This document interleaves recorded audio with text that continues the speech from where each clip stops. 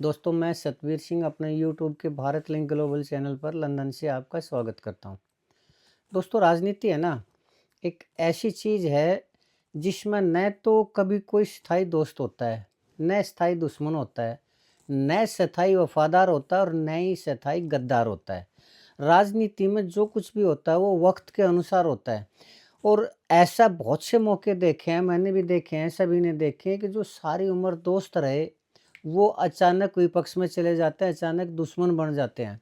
साथी होते हैं वो दूसरे के गीत गाने लग जाते हैं, अपने उसकी जड़ काटने लग जाते हैं मित्र की, या फिर उसकी सत्ता को गिराने की कोशिश करने लग जाते हैं। और जो सारी उम्र जिन्होंने विपक्ष में काम किया यानी दुश्मन थे, वो अचानक परिस्थिति ऐसी आती है, राजनीतिक समीकरण ऐसे होते हैं कि वो एक ही अलायंस होकर न चुनाव लड़ते हैं और एक ही मंत्रिमंडल को शेयर करते हैं और सत्ता का सुख भोगते हैं। इसी तरह कोई किसी का स्थायी गद्दार नहीं होता कोई, और कोई वफ़ादार नहीं होता। जो लोग वफ़ादारी का दम भरते हैं और ये कहते हैं कि हम तो जीवन भर हम तो हनुमान हैं आपके, आप हमारे राम हैं, वो भी ऐसे पलटते देखे, वो गद्दारों के खेमे में खड़े देखे, जो जिन्होंने कभी गद्दारी की थी, अगर वक़्त आता है तो वो फिर गलबैयाँ डालने लग जाते हैं और उस गद्दारी को और उसको भूल जाते हैं। तो ये राजनीति का एक नियम है कि इसमें कभी भी ये नहीं कहा जा सकता कि वो तो उसका दुश्मन है तो दुश्मन ही रहेगा, दोस्त है तो दोस्त ही रहेगा। ऐसे बहुत से उदाहरण देखे हैं। ये सब होता है दोस्तों ताकत के अनुसार। अगर एक आदमी जो सत्ता के सत्ता के शिखर पर होता है, उस टाइम उसके जितने भी मंत्रिमंडल के या साथी या और होते हैं, वो उसी आदमी की गुणगान गाते हैं, स्तुति करते हैं, चरण वंदना करते हैं, आरती गाते हैं उसके उसमें। और जब उस ये दिखाई देता है कि उस सत्ता के शिखर पर बैठा हुआ आदमी कमज़ोर होता है, तो वही जो उसके गुणगान करते, स्तुति करते हैं, वो उसको आँखें दिखाने लग जाते हैं। और आजकल दोस्तों एक ऐसा ही उदाहरण देखने को मिला है एक स्टेटमेंट से, अहिरवाल के अंदर, हरियाणा के अहिरवाल के अंदर। वो क्या है वो मैं बताऊँगा आपको। और ये आजकल चल रहा है बीजेपी के अंदर। नरेंद्र मोदी जी जब से कमज़ोर हुए हैं, यानी जब से उनके खिलाफ आरोप-प्रत्यारोप पर ऐसे-ऐसे एलिगेशन लगने लग रहे हैं कि वो चाहकर भी कुछ नहीं कर सकते, तो तब से जो उनके नीचे रहने वाले नेता हैं, जो ये सोचा करते कि उनकी तो राजनीति ही नरेंद्र मोदी जी के कारण चल रही है, वो भी आज उनको या फिर उनके जो और नीचे वफ़ादार हैं, उनको आँखें दिखाने लग गए। दोस्तों, सुब्रमण्य स्वामी जी ने एक बार वीडियो बनाई थी, उन्होंने कहा था कि मोदी जी को हरदीपुरी लड़कियाँ सप्लाई करते और ये करते और वो करते, तो उन्होंने चैलेंज किया था कि अगर मोदी जी में हिम्मत है तो मानहानि का दावा करके दिखाए, मेरे ऊपर नंगा कर दूँगा कोर्ट में। तो उस टाइम भी मैंने जब मोदी जी की तरफ से कुछ भी वो नहीं आया, ना एफआईआर दर्ज हुई, ना मानहानि का केस हुआ, तो उसके बाद मैंने वीडियो बनाई थी कि मोदी जी तो गए। और उसके बाद अब ये जो मधु किश्वर जी हैं, इन्होंने मोदी जी के ऊपर ऐसे-ऐसे खुलासे किए हैं, ऐसे वो किए हैं, अगर और कोई होता तो पता नहीं मोदी जी उसके ऊपर जहाँ छोटे-छोटे यूट्यूबरों के ऊपर भाजपा वाले हैं, वो केस कर देते हैं, एफआईआर दर्ज करवा देते हैं। और मोदी जी हैं कि इतने खतरनाक और इतने ज़बरदस्त खुलासे होते हुए भी मोदी जी कुछ नहीं कर पा रहे, कोई एफआईआर दर्ज नहीं करवा पा रहे, कोई मानहानि का दावा नहीं कर पा रहे, तो ये ऑब्वियसली है कि वो कमज़ोर तो हुए ही हुए हैं। और इससे ये भी निश्चित हुआ है कि अगले चुनाव में, यानी 2029 के जो चुनाव होंगे, वो उस टाइम भी मैंने कहा था कि मोदी जी प्रधानमंत्री पद के उम्मीदवार नहीं होंगे। और अब तो ये कन्फर्म हो चुका है इन खुलासों के बाद कि 2029 में जो मोदी जी हैं प्रधानमंत्री पद के उम्मीदवार नहीं होंगे, ये मेरा अपना मानना है दोस्तों। लेकिन इसका जो मेन बात है जो हम करना चाह रहे थे वो ये है दोस्तों कि हरियाणा के अंदर जो राजनीतिक स्थिति है वो बीजेपी की राजनीतिक स्थिति चल रही है मोदी जी के कारण। क्यों? क्योंकि मोदी जी के खास वफादार कहिए या साथी कहिए, राइट हैंड कहिए, वो हैं अपने ये खट्टर साहब, मनोहर लाल खट्टर जी। और मनोहर लाल खट्टर जी ने कभी पंचायत के मेंबर का भी चुनाव नहीं लड़ा था, तो दोस्ती के कारण मनोहर लाल खट्टर जी को सीधा बना दिया मुख्यमंत्री और एक तरह से उनको स्थापित कर दिया नेता के रूप में। लेकिन जब उनके खिलाफ एंटी इनकम्बेंसी हुई तो उनको नायब सैनी जी को मुख्यमंत्री बनवा दिया खट्टर साहब ने, और वो खुद चले गए केंद्र के अंदर। लेकिन जब आजकल ये दोस्तों बुरा वक्त आ रहा है, तो अहिरवाल के अंदर अहिरवाल के राजा कहिए या कुछ कहिए, राव इंद्रजीत जी हैं। राव इंद्रजीत जी ने पहले भी जो शिकायत की थी अपने एरिया की या उसकी, और उनको ये दिखाई दे रहा था कि अहिरवाल को अवॉइड किया जा रहा है, काम नहीं हो रहे, तो उन्होंने पहले तो खट्टर साहब को एक प्रोग्राम के अंदर शिकायत की थी कि 5 साल, खट्टर साहब तो नहीं वो थे, हाँ, खट्टर साहब और नायब सैनी जी इकट्ठे थे, तो उन्होंने कहा था कि 5 साल तक अहिरवाल को का विकास के कार्य नहीं हुए, जिस तरह उपेक्षा की गई और जिस तरह ये किया गया, तो ये अहिरवाल के लिए ठीक नहीं है, जबकि हम इतना जिताते हैं। और उसके बाद जो आरती राव जी थी, आरती राव जी ने भी जब तीसरी बार सरकार बनी, तो आरती राव जी ने कहा था कि अब की बार तीसरी बार जो सरकार बनने की कोई भी नहीं सोच रहा था, हम सोच रहे थे। और हम कहते हुए उन्होंने अपनी तरफ इशारा किया था और ये कहा था हमने सोचा और हमने सरकार बनवाई। तो उनकी इस स्टेटमेंट की काफ़ी तीव्र प्रतिक्रिया हुई।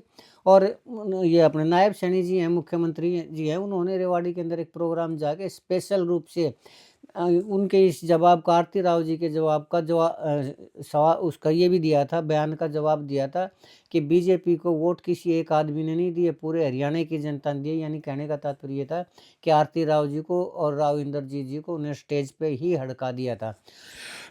लेकिन दोस्तों, उसमें जब उन्होंने ये फ़ील किया कि ये हमारे को किया गया, तो अपनी ताकत का उन्होंने राव इंद्रजीत जी ने एहसास करवाने की कोशिश की। तो डिनर डिप्लोमेसी उन्होंने दिखाई, तो उसका भी करारा जवाब दिया सरकार की तरफ से, नायब सैनी जी की तरफ से। और जो डिनर डिप्लोमेसी में गए थे, उनमें से 5 या 6 जो विधायक थे 11-12 में से, वो तो माफ़ी भी मांग ली थी उन्होंने नायब सैनी जी के 5 साल के अंदर। उस चीज़ में ये मैं एहसास करवा दिया था कि ये लोग हैं, ये राव इंद्रजीत जी के पक्ष में नहीं है। लेकिन अब नई जो परिस्थितियाँ है दोस्तों, आज मैं एक मीडिया रिपोर्ट्स देख रहा था, तो उसमें आरती राव जी कहीं गए हुए थे।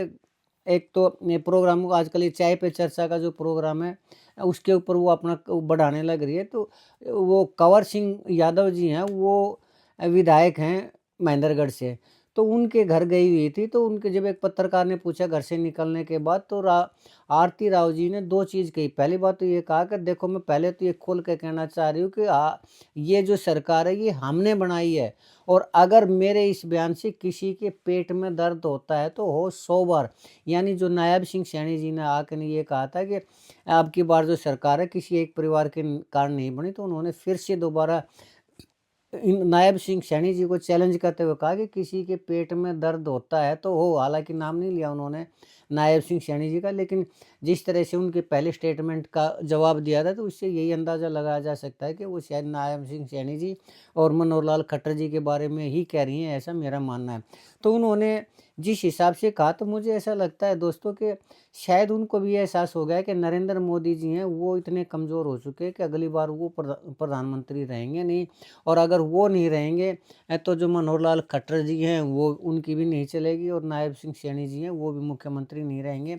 अर्थात बीजेपी ये सोच रहे हैं कि बीजेपी, हरियाणा बीजेपी है, वो इतनी कमज़ोर हो चुकी है और आने वाले टाइम में उसका सत्ता में आने की संभावना नहीं है। तो फिर से दोबारा इतने कड़े शब्दों में आरती राव जी ने कहा कि अगर किसी के पेट में दर्द होता है तो हो 100 बार, और मैं अपने बयान पर आज भी कायम हूँ और आगे भी कहती रहूँगी। ये दोस्तों मीडिया में, सोशल मीडिया में आप देख सकते हैं। तो इसमें दूसरा फिर ये है कि दोस्तों, वो जो मौका था कंवर सिंह यादव जी के घर का था। तो इसमें मैं थोड़ा ये भी बताना चाहूँगा कि आजकल आरती राव जी काफ़ी सक्रिय हैं उसमें, राजनीति में काफ़ी तेज़ी से सक्रिय हो रही है। पहले इतनी ज़्यादा नहीं थी, लेकिन जिस दिन से राव इंद्रजीत जी ने ये कहा कि अब मेरी उम्र हो चुकी है और मेरी जो वारिस है, राजनीतिक वारिस है, वो आरती राव जी, हालाँकि वो पहले भी उन्हीं की वारिस है, लेकिन उन्होंने राजनीतिक विरासत को आगे बढ़ाने का कहा था कि अब आगे बढ़ाने का जो काम है, वो आरती राव जी करेंगे। और उसी दिन से आरती राव जी अपनी ज़िम्मेदारियों को समझते हुए काफ़ी एक्टिव हैं। और ये कंवर सिंह यादव जी के घर वो गई हुई थी चाय पर चर्चा के लिए। तो मैं थोड़ा बताना चाहूँगा, कंवर सिंह यादव जी हैं, वो राव इंद्रजीत जी ने टिकट की, महेंद्रगढ़ से विधायक महेंद्रगढ़ से टिकट की सिफारिश की थी रामविलास शर्मा जी की। तो रामविलास शर्मा जी की टिकट कट गई उनकी, उनको मिली नहीं, क्योंकि वो उनके समर्थक थे। और कंवर सिंह यादव को मिल गई और कंवर सिंह यादव बन गए महेंद्रगढ़ से विधायक, रामविलास जी को टिकट ना मिलने के कारण। तो और ये जो हैं, ये राव अभय सिंह और राव नरबीर जी, इनके गुट के हैं। और ये हमेशा ही राव नरबीर जी और अभय सिंह यादव जी, जो अब की बार जीत नहीं पाए, उनके पक्ष के हैं। तो उनको अपने गुट में करने के लिए आरती राव जी उनके घर गई थी। और जो परिस्थितियाँ इनके बारे में, तो मैं अगली बार चर्चा करूंगा कि नए समीकरण जो बनने लग रहे हैं, क्या बनने लग रहे हैं, वीडियो लंबी हो जाएगी। और एक बहादुर सिंह जी हैं, जो यदुवंशी स्कूल के वो हैं, मालिक भी हैं। और वो पहले विधायक भी रह चुके हैं शायद नांगल चौधरी से, तो वो उनके घर पर भी गई थी। और ये जो बहादुर सिंह जी हैं वो अपने पोते को राजनीति में सक्रिय करना चाह रहे हैं। तो इसलिए वो भी शायद आरती राव जी से मतलब इसी मामले में मिले तो शायद वो एक्टिव होना चाह रहे हैं। क्यों? क्योंकि ये अहिरवाल का एरिया आता है और अहिरवाल के अंदर अब नो डाउट अब भी राविंदर जीत जी जितने ताकतवर है, इतने राविंदर नरबीर जी और अभय सिंह जी नहीं है इतने, भले ही सरकार का उनके ऊपर वो हाथ हो। लेकिन दोस्तों ये बात तो ठीक है, लेकिन मैं चलते चलते एक बात कहना चाहूँगा कि जो कंवर सिंह यादव जी हैं या फिर बहादुर सिंह जी हैं, ठीक है, वो अगर आरती राव जी के, राव इंद्रजीत जी के उसमें आ भी रहे हैं, तो उन्होंने कुछ न कुछ तो एश्योरेंस तो ली होगी कि ये काम कर देंगे, वो कर देंगे, आप हमारी पार्टी में आइए। तो थोड़ा-सा मैं उनको ये कहना चाहूँगा कि आजकल जो वायदे हैं, वायदे ज़रूर किए होंगे। आरती राव जी ने भी किए होंगे, राव इंद्रजीत जी ने भी किए होंगे, लेकिन मैं एक वायदे की याद दिलाना चाह रहा हूँ कि उन्होंने एक वायदा एक रामगढ़ भगवानपुर है, उनकी पंचायत को भी किया था और ये कहा था कि तुम ज़मीन दे दो, हम हॉस्पिटल बनवा देंगे। तो रामगढ़ भगवानपुर की पंचायत ने उनको ज़मीन दी और उसके बाद वो उस वायदे से मुकर गए। तो जो बहादुर सिंह जी हैं, यदुवंशी स्कूल के मालिक हैं, या फिर ये कंवर सिंह यादव जी, एक बार मैं सोच रहा हूँ कि अगर उन्होंने कोई वायदा चाहा होगा तो उन्होंने वायदा कर भी दिया। अगर तो आजकल थोड़ा आप पुनर्विचार कर ले कि उनके जो वायदे हैं, हालांकि पहले ये कहा करते हैं कि वो सच्चे वायदे करते हैं, सच्चे आदमी ये हैं, लेकिन कम से कम इस मामले में तो ये तो पब्लिक है, रामगढ़ भगवानपुर वाले मामले में पब्लिकली ये बात है कि वो अपने वायदे से मुकर भी जाते हैं। तो जो बहादुर सिंह जी हैं या कंवर सिंह यादव जी, एक बार जो वायदा है वो एक बार ये देख ले कि वो कैसा ना हो कि आने वाले टाइम में वो मुकर जाए और उनके पल्ले कुछ नहीं पड़े। खैर चलिए दोस्तों, ये तो अपनी अपनी वो थी, परमात्मा करे ऐसा ना हो। हालांकि काफ़ी जेंटल आदमी है राव इंद्रजीत जी और इतनी छवि है, लेकिन पता नहीं इस हॉस्पिटल के मामले में क्यों उन्होंने क्या कैसे किया। चलिए दोस्तों, ये तो उनकी अपनी सोच है, क्या होता है कैसे होता है ये तो भविष्य की बात है। लेकिन जो समीकरण अहिरवाल के अंदर चेंज होने लग रहे हैं, उसकी वीडियो मैं अगली बार किसी उसमें करूँगा। लेकिन ये ज़रूर है कि जो आरती राव जी ने जिस स्टाइल में बात की है, उससे ये ज़रूर लग रहा है कि उन्होंने नायब सिंह सैनी जी को एक तरह से चैलेंज दे दिया है। और मेरे हिसाब से थोड़ा वक़्त से पहले का चैलेंज है ये। क्यों? क्योंकि अभी तो 3.5 साल पड़े हैं चुनाव में। 3 साल, 3.5 साल तक तो मोदी जी भी नहीं हिलने वाले और 3.5 साल तक तो बीजेपी भी नहीं हिलेगी। तो इतनी जल्दी चैलेंज दे के न, मुझे ऐसा लगता है कि इसका भी जवाब देंगे। जैसे पहले कोई जवाब दिए हैं उन्होंने, जब भी ये बयान दिया था, इसका भी बयान नायब सिंह सैनी जी ने दिया। तो अब ये पेट दर्द वाला है, ये भी चैलेंज है मेरे हिसाब से। नायब सिंह सैनी जी इसका जवाब देंगे और शायद वो थोड़ा अब की बार और सख्त तरीके से देंगे। कर देखिए आने वाले टाइम में क्या होता है, कैसे होता है दोस्तों, ये तो वक्त बताएगा समीकरण किस उसमें बैठते हैं। हाँ, लेकिन ये ज़रूर है कि नरेंद्र मोदी जी हैं वो थोड़े से कमज़ोर हुए हैं, तो शायद हौसला बढ़ा है आरती राव जी का भी, और उन्होंने भी शायद टकराने का मन बना लिया हरियाणा बीजेपी के साथ। चलिए दोस्तों, आज के लिए इतना ही। मुझे उम्मीद है कि आपको मेरा ये विश्लेषण पसंद आया होगा। अगर आपको लगता है कि मेरा विश्लेषण सही है तो आपसे अनुरोध करना चाहूँगा कि आप मेरे इस वीडियो को लाइक करें, शेयर करें, कमेंट करें दोस्तों। और अगर आपको लगता है कि मेरा विश्लेषण सही है तो भी आपसे अनुरोध करूँगा कि आप मुझे कमेंट करके बताएं कि मैं कहाँ करेक्ट हूँ। हो सकता है मेरा विश्लेषण गलत हो, अगर आप कहेंगे तो मुझे समझ में आएगा, तो मैं अपने आप को करेक्ट भी कर लूँगा। आपने मेरा ये वीडियो देखी, इसके लिए आपका बहुत बहुत धन्यवाद दोस्तों। चलते चलते एक निवेदन करना चाहूँगा कि आपसे निवेदन है कि मेरे इस चैनल को सब्सक्राइब ज़रूर करें, ताकि इस तरह की वीडियो मैं आपके सामने लाता रहूँ। एक बार फिर से आपका बहुत बहुत धन्यवाद। नमस्कार, जय हिंद, जय भारत।